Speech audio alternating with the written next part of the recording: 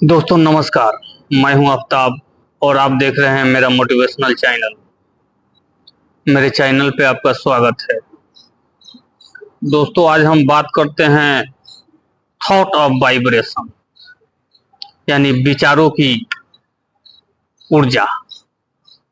देखिए, जैसा हम सोचते हैं, जैसे अपने मन में हम विचार रखते हैं, वैसे ही वाइब्रेशन को अट्रैक्ट करते हैं। अगर हमारे अंदर निगेटिव भाव है तो निगेटिव चीज़ों को हम अट्रैक्ट करेंगे, और पॉजिटिव विचार है तो पॉजिटिव चीज़ों को अट्रैक्ट करेंगे। हम जो भी सोचते हैं, चाहे निगेटिव हो या पॉजिटिव, वो हमें लाखों गुना मल्टीप्लाई होके ये यूनिवर्स हमें वही देता है। अगर हम अच्छा सोचते हैं तो हमारे जीवन में अच्छा परिणाम होता है, और बुरा सोचते हैं तो वही हमारे जीवन में बुरा परिणाम लेकर आता है। लॉ ऑफ अट्रैक्शन को समझने से पहले अपने थॉट की वाइब्रेशन को समझिए। सबसे पहला काम यह है कि हम अपने थॉट को वाइब्रेशन को समझते हैं। चाहे हम जो भी सोच रहे होते हैं, विचारों की फ्रीक्वेंसी पूरे यूनिवर्स में वो अपना काम कर रही होती है। इसलिए अपने विचारों पे हमेशा, मैं जब भी अपने वीडियो में यही बोलता हूँ कि आप अपने विचारों पे हमेशा ध्यान रखिए कि आपके विचार क्या हैं, आप कैसे सोचते हैं, आपकी सोच निगेटिव है या पॉजिटिव है। आप जो सोच रहे हैं उसको अट्रैक्ट कर रहे हैं। आपका दिमाग एक मैग्नेट है। जैसे एक मैग्नेट अपने आस पड़ोस की लोहे को खींच लेता है, ठीक उसी तरह हमारा दिमाग एक मैग्नेट है। हम जैसा सोचते हैं वैसा ही ऑरा को ये अपनी तरफ खींच लेता है, और बाई यूनिवर्स इसी चीजों को आपको पास पूरा मल्टीप्लाई करके आपको रिटर्न करता है। इसलिए अपने सोच पे, अपने थॉट पे हमेशा ध्यान रखें। लॉ ऑफ अट्रैक्शन के लिए सकारात्मक रूप से अपने लिए काम करना होगा, लेकिन एक फैक्ट यह भी है कि हर वक्त पॉजिटिव रहना आसान काम नहीं है। जबकि जीवन में चीजें गलत हो जाती है और कुछ भी ठीक होने की उम्मीद नहीं बचती, तब हैप्पी फुल बने रहना बेहद मुश्किल हो जाता है। और इसी कारण कभी कभी लॉ ऑफ अट्रैक्शन काम ना कर रहा हो ऐसा लगता है। लेकिन एक लॉ जो ऐसा है, जो लॉ ऑफ अट्रैक्शन से भी ज्यादा पावरफुल और इम्पैक्टफुल है, वो है द लॉ ऑफ वाइब्रेशन, कंपन का नियम। इस लॉ से हम देख सकते हैं कि यूनिवर्स अपने आप में वाइब्रेशन फ्रीक्वेंसी का एक गहरा समुंदर है।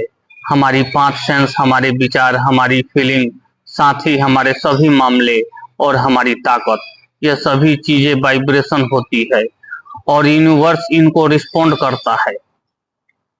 रियल में अगर आपको अपनी लाइफ में कुछ भी अट्रैक्ट करना है, जिस तरह के वाइब्रेशन को आप रियल रूप देना चाहते हैं, उसे समझने के लिए आपको उस एनर्जेटिक इमेजिनेशन में होना चाहिए जिससे आप इच्छा करते हैं। सीधे शब्दों में कहें तो आपको आपके विचारों, आपकी फीलिंग, आपकी बातें और आपके कामों को आप जो चाहते हैं उसके साथ अलाइन करना होगा।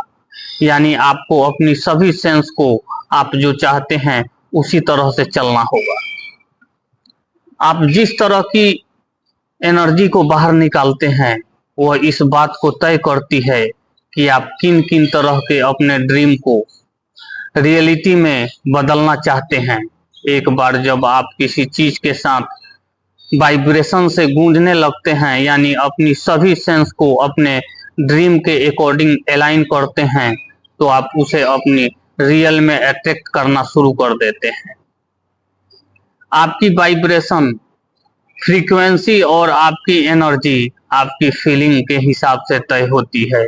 प्यार और हैप्पीनेस जैसी feeling high level vibration feeling कही जाती है, क्योंकि ये फीलिंग ऐसी होती है जो हमें जो कुछ भी चाहिए उसे हमारे सामने लाने में बेहद मददगार होती है। और अगर इसके विपरीत हम बात करें तो ईर्ष्या, गुस्सा और निराशा जैसी नकारा फीलिंग हमारे ड्रीम्स की धज्जियां उड़ा सकती है।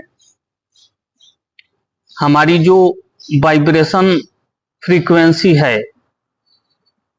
उनके हम एक तरह से ट्रांसमीटर और रिसीवर होते हैं। और दोस्तों, हमारा शरीर एलिमेंट तत्वों से बना है। हम इसके बेसिक कंपोनेंट में जाएं तो ये एक एटम से बनी हुई है। एटम की जो बेसिक संरचना है, इलेक्ट्रॉन, प्रोटीन, न्यूट्रॉन है। एटॉमिक स्ट्रक्चर बताता है कि यह एक मैटर भी है और एक एनर्जी भी।